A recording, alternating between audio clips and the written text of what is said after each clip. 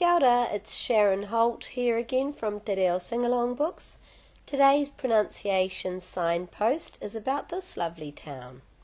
It's where I went today because I had a Matariki show to do there.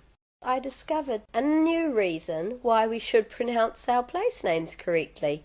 They're a really good key to the pronunciation of other words. For example, one of the people at the show that I did today introduced me as Sharon Holt with her Matariki show and her Matariki book. Now, I don't blame her because she has probably grown up living in Matamata and hearing everyone call it Matamata or Matamata. So if she's grown up hearing the sound mata pronounced as mata, of course she's going to see the word matariki and think it's matariki because that's just what she's ever seen M-A-T-A pronounced as.